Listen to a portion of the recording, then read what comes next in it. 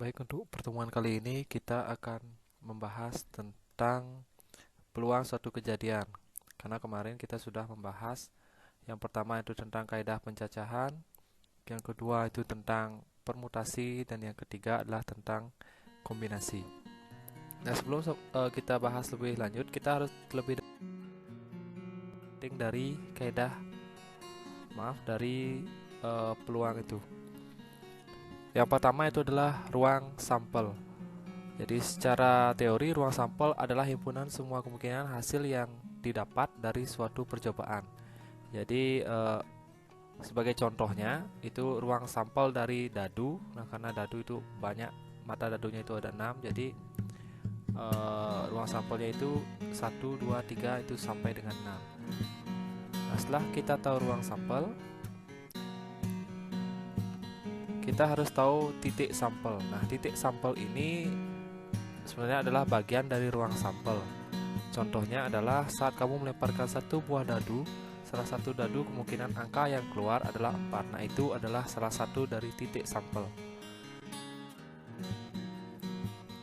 Oke, selanjutnya baru kita masuk ke peluang suatu kejadian.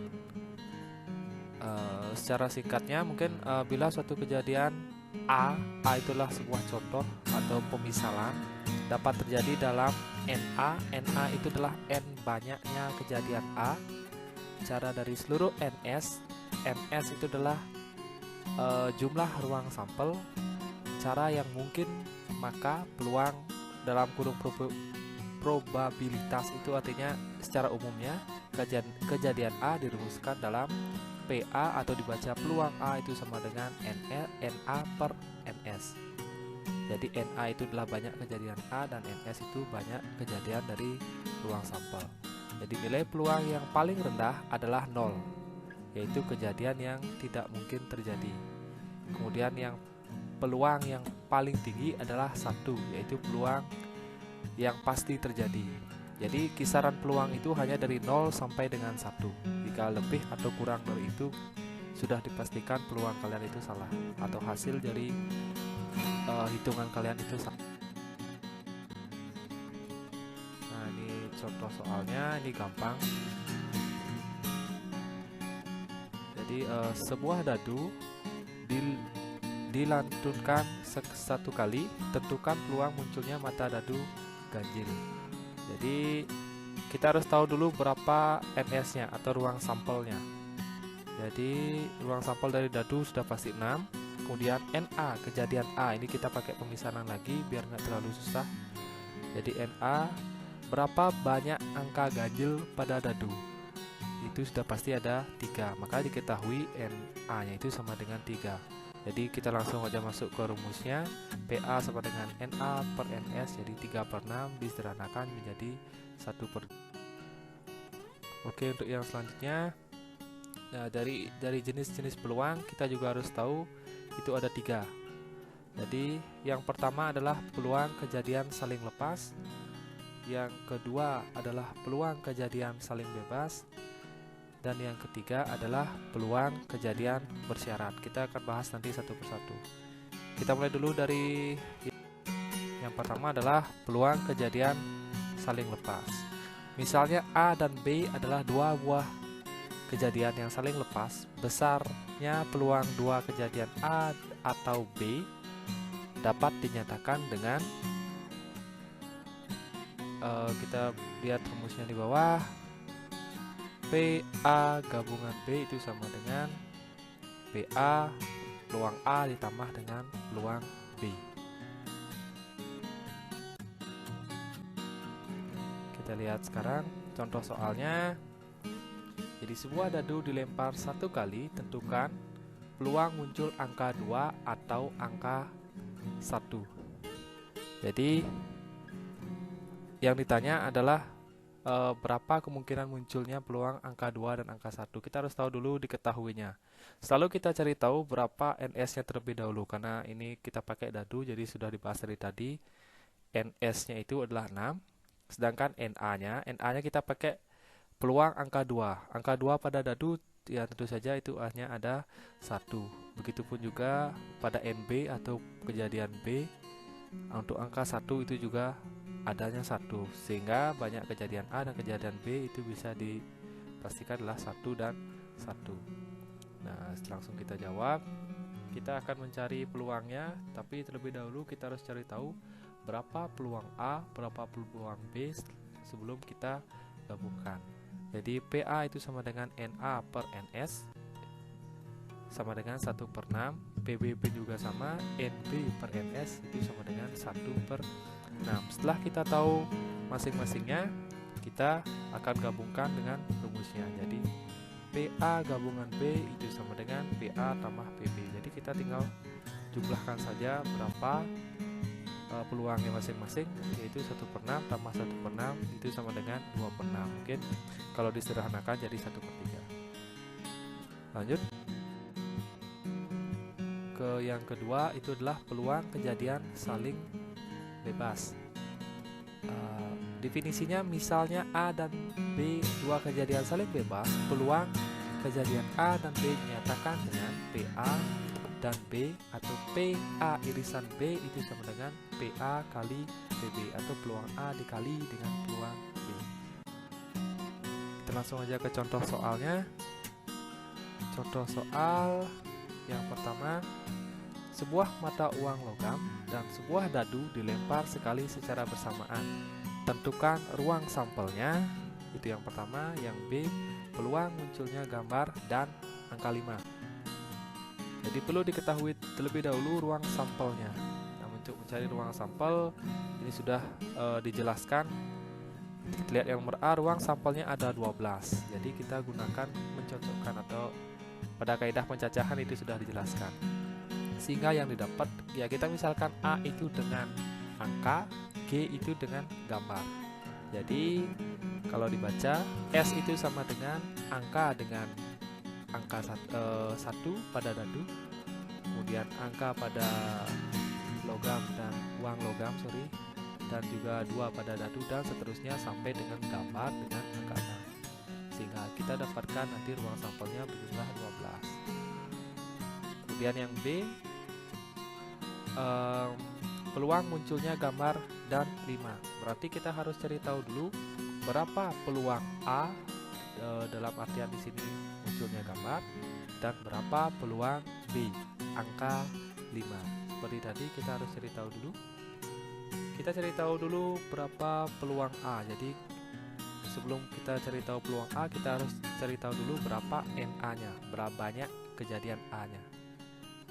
Peluang munculnya gambar, berarti ada berapa banyak gambar yang mungkin muncul dalam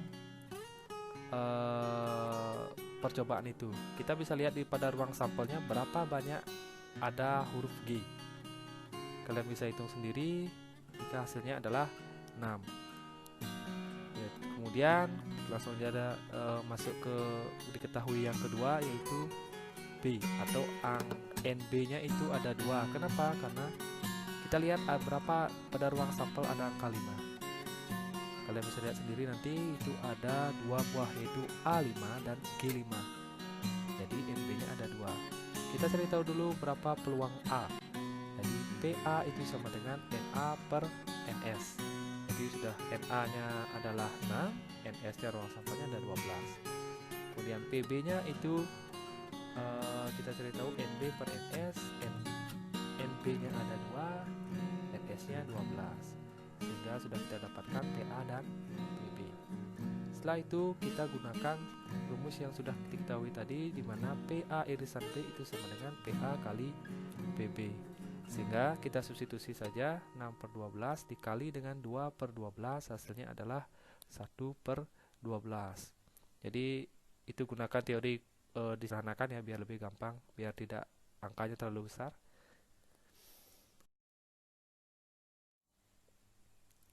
Ke slide selanjutnya, yaitu yang terakhir adalah peluang kejadian bersyarat. Nah, ini peluang kejadian bersyarat ini biasanya itu digunakan kalau pada soal pengambilan bola atau pengambilan sejenisnya yang tidak dikembalikan. Nanti lebih jelasnya kita jelaskan pada contoh. Jadi ini kita secara rumus dulu. Jadi misal A dan B dua kejadian yang tak bebas, artinya kejadian B berlangsung setelah kejadian A, maka peluang kejadian A dan B ditentukan dengan di mana PA dan B setelah A itu sama dengan PA irisan B. Jadi sama dengan PA dikali dengan PB setelah A. Jadi apa maksudnya PB setelah A? Kita bisa bahas pada soal selanjutnya atau contoh soalnya. Kita lihat contoh soal yang mungkin bisa membuat lebih mudah dipahami. Dalam sebuah kantong terdapat 6 kelereng merah dan 4 kelereng putih. Diambil satu demi satu tanpa pengembalian. Artinya satu demi satu tanpa pengembalian. Tentukan peluang terambil secara berturut-turut kelereng berwarna merah dan merah. Artinya jika dalam sebuah kantong itu kita ambil satu persatu, berapa sih yang peluang kemungkinan kalian mendapat yang pertama merah dan yang kedua merah. Kita seperti biasa kita cari tahu dulu berapa diketahuinya NA-nya. NA itu sama dengan 6. Kita misalkan A-nya itu adalah merahnya.